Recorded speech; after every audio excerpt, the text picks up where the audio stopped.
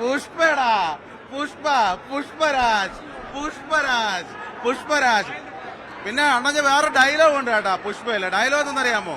ഈ സാരി ഉടുത്തോണ്ട് വരുമായിരുന്നു. സാരി ഉടുത്തോണ്ട് വന്നപ്പോഴത്തേക്ക് അണ്ണന്റെ ഡയലോഗ് ഞാൻ പറയണേ, ആണുങ്ങൾ സാരി ഉടുക്കുന്നത് ദേവിക്ക് നമ്മൾ നേർച്ച ചെയ്യുന്നതാണ്. അതായത് നമ്മുടെ മനസ്സിൽ എന്തെങ്കിലും ആഗ്രഹം ഉണ്ടെങ്കിൽ ദേവി നടത്തി തരുമെന്നാണ് പറയുന്നത്. അതാണ് പുഷ്പ, അതാണ് അണ്ണൻ സാരി ഉടുത്തത്. മനസ്സിലായില്ലേ? അത് സിനിമയിലെ ഡയലോഗാണ്.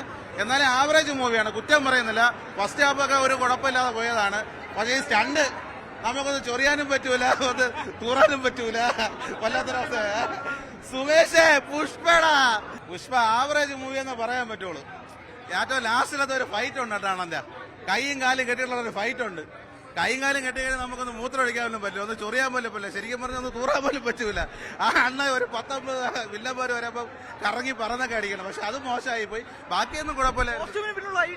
കോസ്റ്റ്യൂം എന്താ വെച്ച് കഴിഞ്ഞു കഴിഞ്ഞാല് ഞാനിത് കെട്ടാൻ വേണ്ടി എനിക്ക് എന്റെ ഭാര്യ ആദ്യം പറഞ്ഞായിരുന്നു. പിന്നെ ഇതെല്ലാം എനിക്ക് സെലക്ട് ചെയ്ത് തന്നത് നമ്മുടെ സ്കൂളിലെ സ്റ്റാഫാണ്. ടീച്ചർ എന്ന് പറയുന്നത് നിത്യ എന്ന് പറയുന്ന ഒരു ടീച്ചർ ഉണ്ടായിരുന്നു. അവരാണ് ഇതെല്ലാം എനിക്ക് സെലക്ട് ചെയ്ത് തന്നത്. പിന്നെ പൈസയൊക്കെ തന്ന് സഹായിച്ചത് ദൃശ്യം എന്ന് പറയുന്ന ഒരു കുട്ടിയുണ്ട്. ആ കുട്ടിയാണ് സിനിമ ഇഷ്ടപ്പെട്ടത്.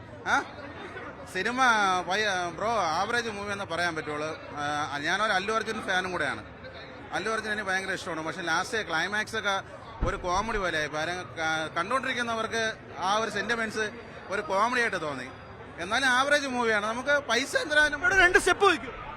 പുഷ്പ പുഷ്പ പുഷ്പ പുഷ്പ പുഷ്പല 2 സ്റ്റെപ്പ്. പുഷ്പ പുഷ്പ പുഷ്പ പുഷ്പ പുഷ്പ പുഷ്പ പുഷ്പ പുഷ്പ പുഷ്പ പുഷ്പ പുഷ്പ പുഷ്പ പോരെ ഇതിലാണ് കളിക്കാം. പുഷ്പ പുഷ്പ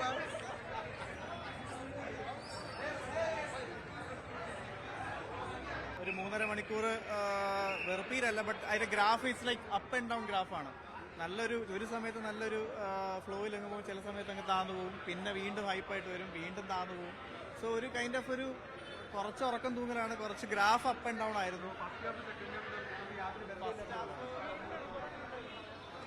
മൂവി എനിക്ക് പാർട്ട് 1 വെച്ച് കമ്പയർ ചെയ്യുവാണെങ്കിൽ നമുക്ക് ആ ഒരു കമ്പാരിസൺ അല്ലേ മൈൻഡിൽ കാണുള്ളൂ.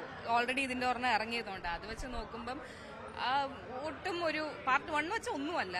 പിന്നെ കുറേ സീൻസ് ഒക്കെ അവർക്ക് കട്ട് ഷോട്ട് ചെയ്യാമായിരുന്നു. അതായത് നമുക്കിപ്പോൾ എക്സാമ്പിളിന് ഒരു ഫൈറ്റോ അല്ലെങ്കിൽ ഒരു ഡയലോഗ് സീക്വൻസ് ആണെങ്കിലും അത് ഭയങ്കര ലെങ്ത് ആയിട്ട് അത് പോകുന്നുണ്ടായിരുന്നു. ഫസ്റ്റ് ഹാഫ് ഭയങ്കര ലാഗാണ്. സെക്കൻഡ് ഹാഫിൽ നമുക്ക് ഓക്കെ ഒരു ഫൈറ്റ് ഒക്കെ ഉണ്ട്, അതൊക്കെ നല്ല ഫൈറ്റാണ്.